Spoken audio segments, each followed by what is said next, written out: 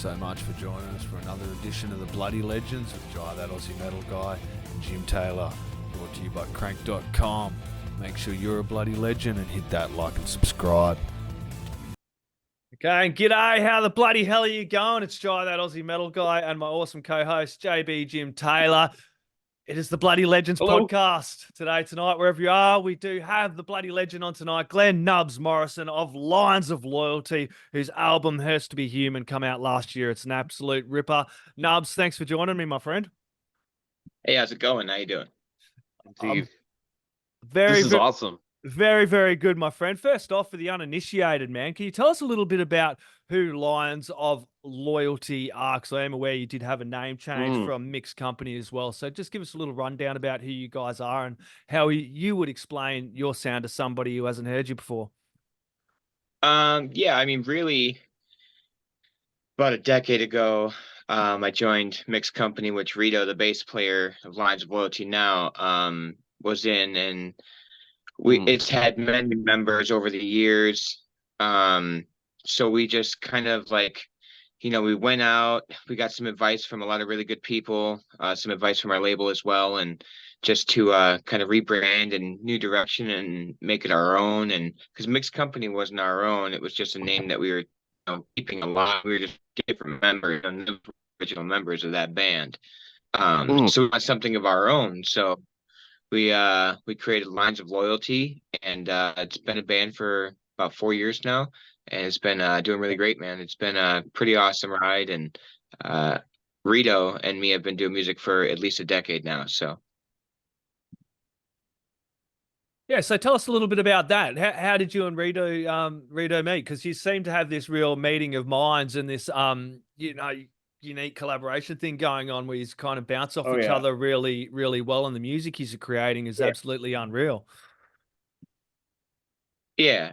So I mean, me and Rito, our connection, the music and everything has been just really tight. He does, a big majority of the songwriting too, and he comes to me with a melody or a sound or chords or anything like that, and then we just kind of collaborate together. And I remember when I first met him, I was trying out for guitar, singing backup. I wasn't even the lead singer. So it was a female fronted band, and I was just a backup singer and guitar player. And later down the road, I was like, well, things didn't work out with her, and I just stepped up and I became the lead singer. So yeah. What was that like for you, making the transition from guitarist and also picking up the vocals as well and doing them both? Was that the first time you'd made the step into being a vocalist, or?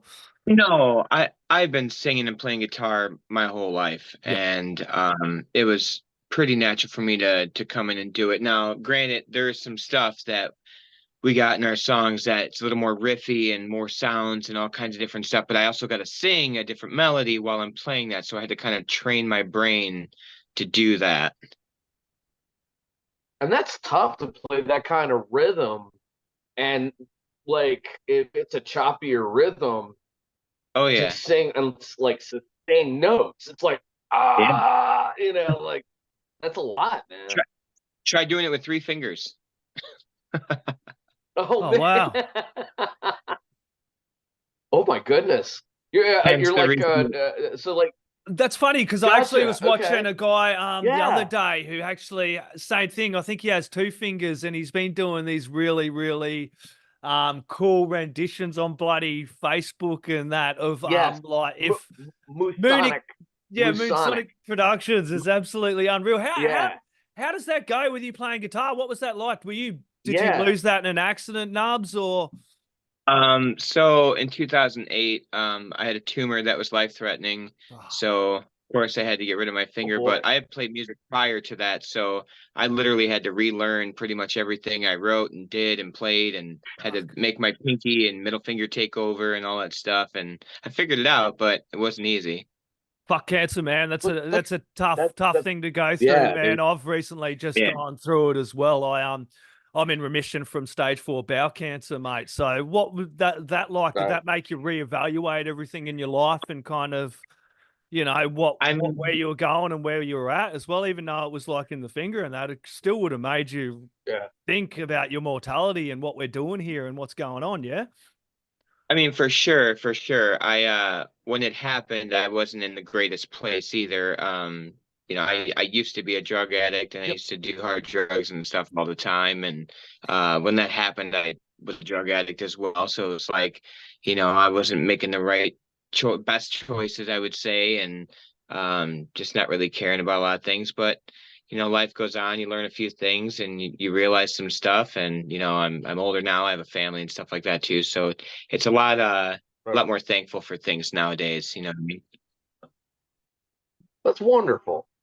And Yeah, that's a real inspiring story, dude. That's very cool. it is, and it's something I've noticed that you have not been backwards and talking about, and I do the same. I think it's something we need to talk about it. I don't drink alcohol anymore, and I also overcame a pretty bad drug habit when I was like 17.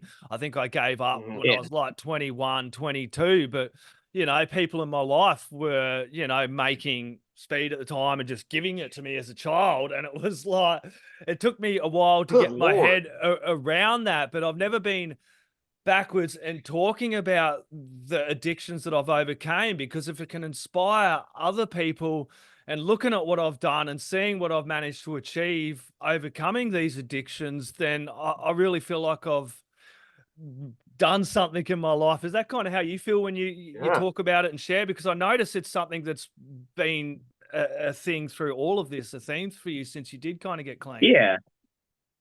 Yeah, I mean, we have one of our singles on there, My Addiction, which is a big part of, my life, but a part of anyone's life because there's so many types of addictions. There's not just drugs, like there's just addictions with everything, really. Just a matter of how much you do it and how bad it is or, whatever like that. And I want everyone to kind of know like drugs isn't really the best choice, you know what I mean?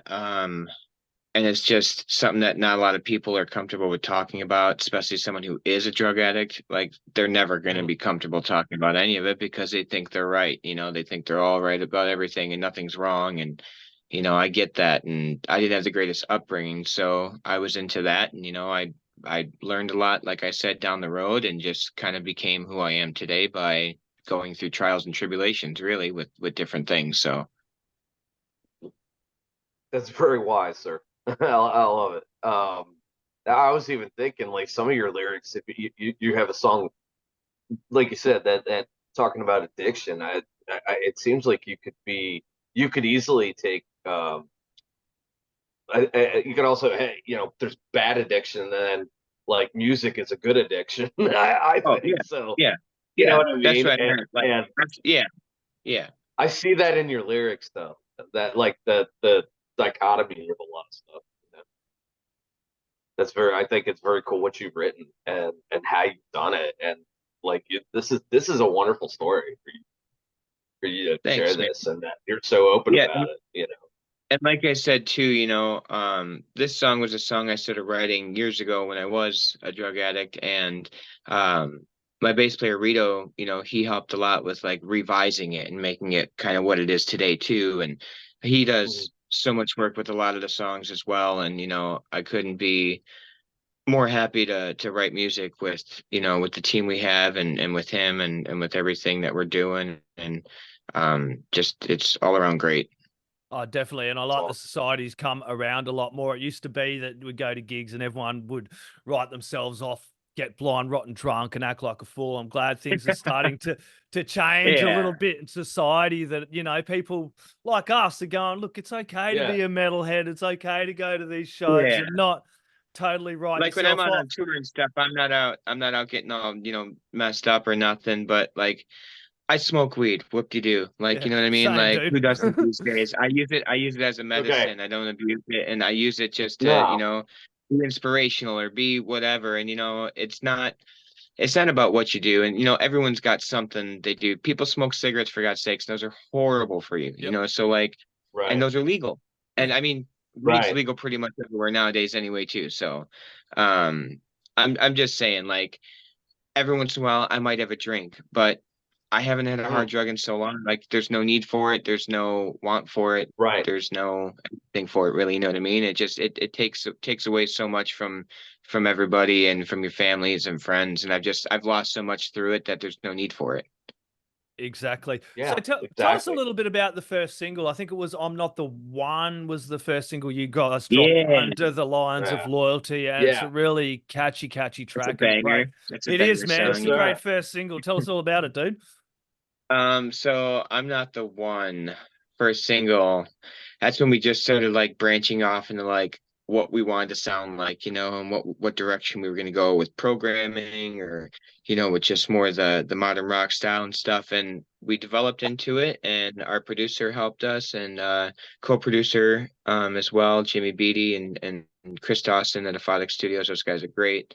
They definitely had a good hand in that. And then Rito, of course, and me, and we all sat down and kind of just, you know, constructed it together and made it sound the way it sounded. Made a couple different ideas, but that one really, you know, struck out with it, and we were just like, that's the one we wanted to go with, and we did, and it did really well. And, you know, it just kept going up from there, really, with singles after that until the album. Yeah, well, that's the thing as the bands these days. You got to kind of unfortunately, we can't. It used to be you drop one single, then you drop an album, but these days you kind of got to drop a single, get that film. I think we dropped like 5 singles, 4 or 5 singles before we dropped an album, but they're all on the album. You know what I mean? Exactly. Then you got to have that the film clips along with it, and the film clips I've noticed have been really professional, man. And The amount of views. Yeah, dude. Tell us about them, man. Work with them. Oh, dude, they look really good, man. Yeah, he's great in down St. Louis area, and he's awesome, you know, and he's just been really good inspiration for a lot of stuff. Like, he didn't shoot "I'm Not the One," but he shot "With or Without You," and "Windless War," and "My Addiction" and "Hurts to Be Human." So he shot all those, and he shoots a lot of big people too. You know, and he's just really great at what he does, and we appreciate what he's doing, and so it's pretty great. Yeah, I do like those platforms like YouTube. They seem to have stood up, and you can put your music straight out there and reach people. Whereas before with the TV shows and that, you'd kind of have to submit your music and hopefully get on the station. Now you can drop your film clips and you can reach your fans directly, and you can have so many thousands of views, and you kind of get a heads up of where people are checking you out and listening to your music as well. Yeah.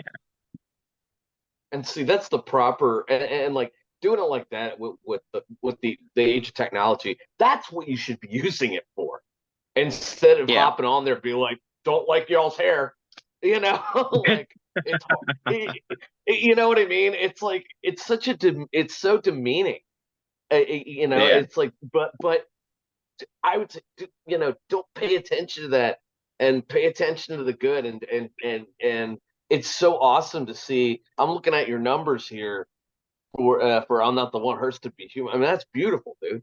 Are you gonna do one? Yeah, "Hurts to Be Human" is gonna be getting close to 1 million by now. Yes, yeah, that's what I'm seeing on there.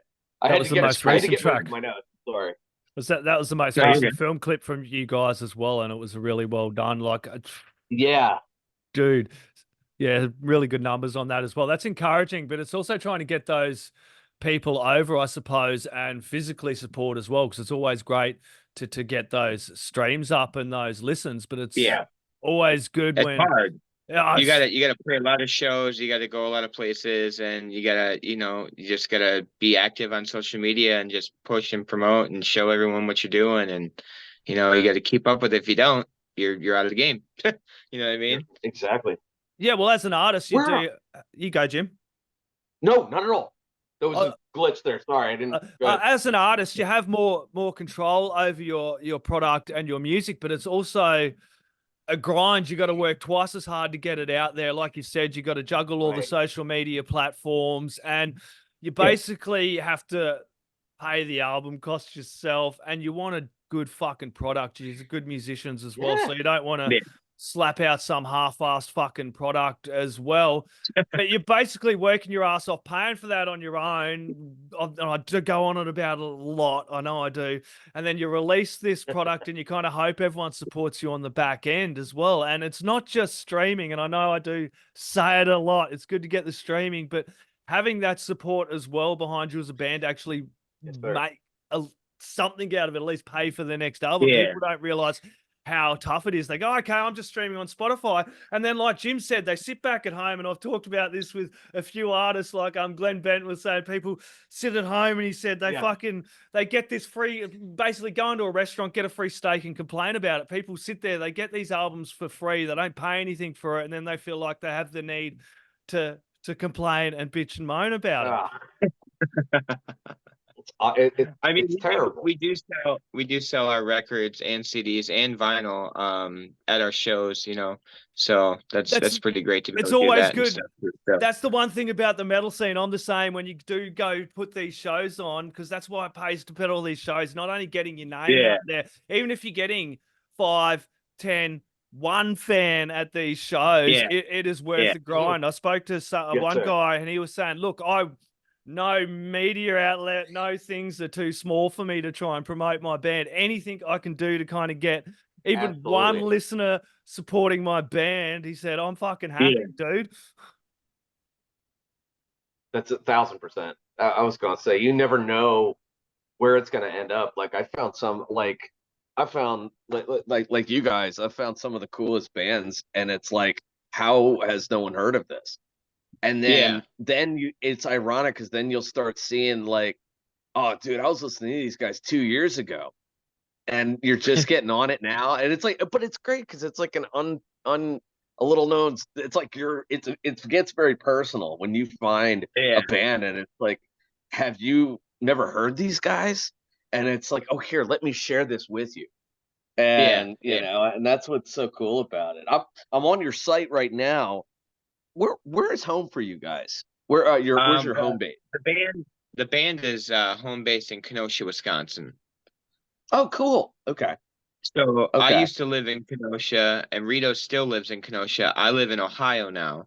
And cool. Then our drummer lives in Lexington, Kentucky. Wow. Okay. Wow. So I'm in the middle. Yeah. Rito's 4 hours north, and Braden's 4 hours south. Oh, cool. Okay. So you mean in the middle? I'm in my studio right now. So this is like I was just about to ask you, man. I love that. Yeah. Oh, we need to. I'm sitting in mine too. So like, well, behind me here. Oh, here we go. If I can. I am terrible at this, but like, so like, I literally sleep where I record. So right. That's awesome. So I'm right there with you, man. Well, I got a futon over there, so that helps. Yes. So like in the middle of the night, after I've fallen asleep to Howard the Duck, you can get up and you can record. Yeah. See, Howard you get it. That's awesome. Oh my God. Yes, sir. Oh my God. I'm not that young. I'm actually I'm 40 now, so I'm with the times of Howard the Duck. Yeah, dude. I may or may not be 44. Tell us about the latest track, Hurts to Be Human, which was the latest single that came out a few months ago, the one we were just talking about. It is an amazing track, and I love the lyrical content you guys have. I was about to say, that's awesome. And then pull this up here. That song, it really hits home for a lot of people in many different ways, actually. So for me, I was actually going through some stuff. I was in foster care when I was younger. So like I said, when I was younger, I had a kind of not the greatest upbringing. I was in foster care, did drugs. You kind of get the whole spiel of that. Yes, sir. But I had this foster family eventually that really kind of took care of me for the most part from when I was about. I remember, I think I was at least 9 or 10 until I was 16. Oh my God. And then okay. I was with them until I was 16, and they were really great. And I still talk to my foster father and stuff, and foster brothers, and all that. But my foster mom had recently passed away, and she passed away, and her funeral was the day of the video shoot for Hurts to Be Human. So you can kind of see a little bit of what that would kind of relate to. I mean, she had stage 4 cancer. So, that was kind of really, really tough for me a little bit. And for me, that's what it relates to a lot. It can relate to so many people in so many different ways too. Even if you don't watch the video, it can be a whole different meaning to somebody. Like, I don't want people just to be all stuck on one way of a song, because music hits everybody differently. You know what I mean? Yes, sir. So that's kind of what that was around, and just hurting to be human. It just kind of speaks for itself too, as well. And we've all gone through some sort of hurt one way or another as humans, Absolutely.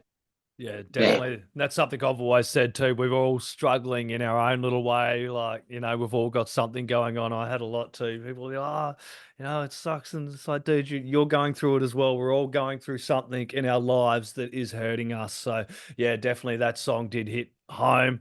Really, really great track. You guys have also got a whole bunch of shows coming up as well, like playing. That's what I'm looking up here. Yeah, Lilac. You just supported Static X and Seven Dust, didn't you? The guys in Seven Dust as well. Yeah, that was great. We did I think about almost 60 shows with them across the US and Canada. That was pretty awesome, man. It was a very very humbling experience to be able to play with all them guys, and just do what we're doing. Yeah, Seven Dust super cool. I've actually interviewed them twice, and Jim here may or may not play and signed to Morgan's label there. Yeah. Oh, nice. That's awesome. Yeah. We're real tight with Seven Dust. Yeah, dude. That's I was awesome. Seeing that. Oh, dude.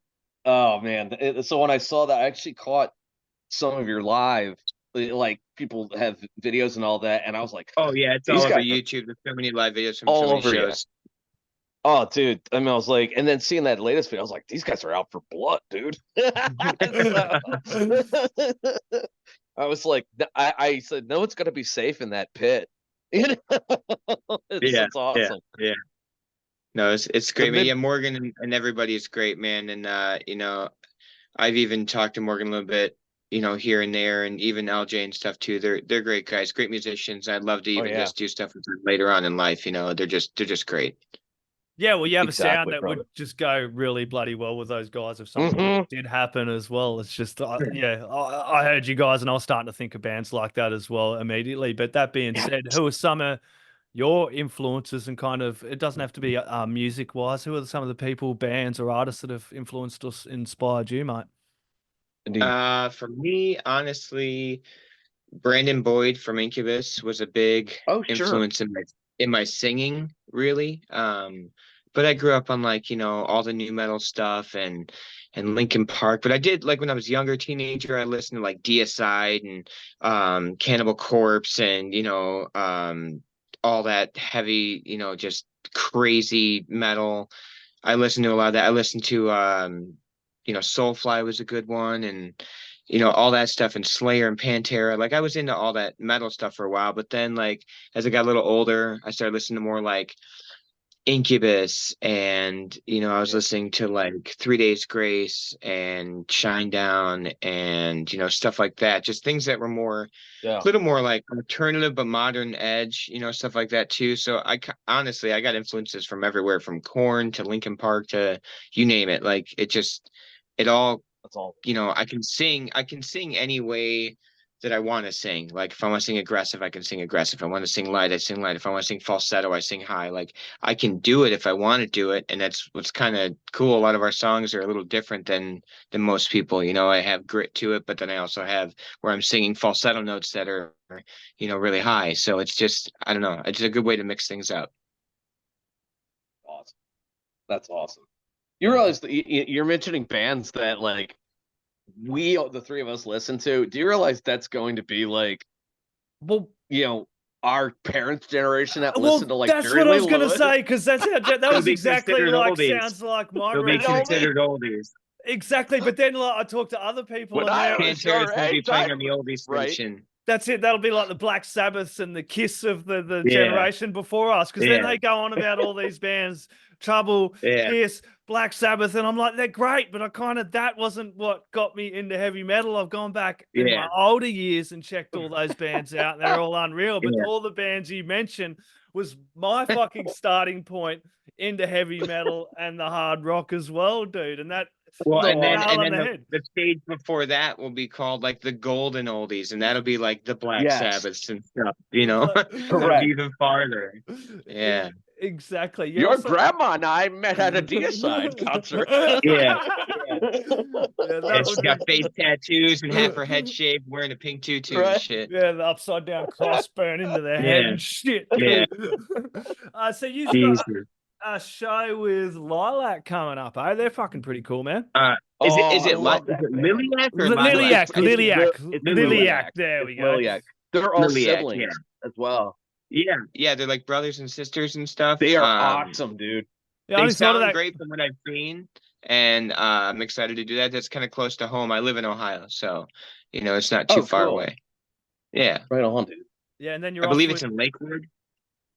Yeah, what up? Yeah, that's the one I saw in Lakewood. Concert. It is Tuesday, 16th of July. Lilac concert, Lakewood, Ohio, the Winchester Music Tavern. People, get along to it. Go buy tickets. Support your bloody scene. Also, he's got a few shows coming up. July 12th with Through Fire and Ra. Bloody cool. And that one I just mentioned, Lilac. And then you're going with Smile Empty Soul, man. A couple of shows with them. Jim recently played with them as well, didn't you, dude? I did. Yeah, just open for the Towson. Yeah, we played a ton of shows with those guys. Those guys are great, man. Sean's a really good guy, and Ty too. Like they're both just great guys, dude. And we played a lot of stuff with them, and they've just been really nice along the way on the road over the years. And we've done quite a few shows with them, so it's been really cool. They're really awesome. Yeah, awesome. I dare say you guys would be flat out working on the next album, eh? No Rest for the Wicked. What was that? Are you guys flat out on the next album, or are you giving it a bit of time to let this one breathe? Or because I think we do have songs that we're definitely working on. I would guess if we were coming out with an album anytime, maybe in the next couple years. Yep. I say about easily 2 years. Who knows? It could be sooner, it could be a little later, but that's just a good estimate. We've been riding this one since October, so we're gonna see how good it does. I mean, it's doing well right now, so no need in stopping it. We can still promote it until it kind of dies down, and then when it dies down, maybe release a couple more singles and then kind of push for that and see where it goes, and just kind of do the same direction everyone's been kind of doing. And I mean, you guys know how it goes, Yes, I do. You got to fucking grind and grind. And it also helps, as we're saying, if the fans get behind you and support, share, like, subscribe, do all those little things as well, and get along to the shows. Definitely doing a lot of shows and festivals and stuff like that too. It takes up a lot of time as well. But when we're on the road, we might, mess with a few things and figure out a few things while we're on our downtime if we can, and just a lot of rehearsing and just making sure we're tight every night, and just making sure that everything runs properly with with the ears and everything like that. And it's a lot of work, but it's a lot of fun too. It can be. Yeah. Speaking of playing live, dude, what's been your favorite tracks to play live at this point? One of my favorite songs to play live is Blackout. Blackout's fun. I think it's cool because like there's a part in the song where it gets all quieter and like programming, and I get everyone, with Rito and me up there, get everyone to pull out their flashlights on their phones and lighters and stuff and light up the whole crowd, and then come back in. And so that's cool. It's fun, and Heck yeah. My favorite song my favorite song on the album is Because of You. That song is definitely a banger. Yeah, nice track, the opening track on the album as well. Look, this has been an absolute pleasure. Jim, do you have anything else to add in, my friend? No, thank you for coming on with us, brother. We appreciate it. Yeah, dude, this has been an absolute pleasure to get chatting to you, man. Find out some more about Lines of Loyalty. Do you have any last words, shout outs, thank yous, or anything else you'd like to add in there, my friend? I would just like to say thank you for having me. I appreciate it. It was great. It was a good time. And also, anyone can check us out on our website, www.linesofloyalty.com. Also, we have Instagram, Facebook. We have a Facebook fan page, Lines of Loyalty official fan page, YouTube, TikTok, X, which is Twitter, I guess, old Twitter X or whatever. Yeah, right. Rito keeps up with the X a lot because I keep up with a lot of other things. We kind of go back and forth with a lot of it. But yeah, you can check us out on all social medias and all platforms. Like I said, with all streaming platforms as well, like Spotify, Pandora, and all that stuff too. So that's it. And get along to the shows. You got a heap of shows coming up, enjoying the summer season over there in the US with a whole lot of gigs. So get along and support Lines of Loyalty at the show. Grab the album, man. Hurts to Be Human, chuck it in the stereos and crank it up really bloody loud. The neighbors are going to want to hear it too. Cheers, mate. Thanks, man. Cheers, dude. Oi, you're tuned in to Jai That Aussie Metal Guy, so make sure to hit that like and subscribe button so you don't miss any of his sick content. And remember, stay brutal, you legend.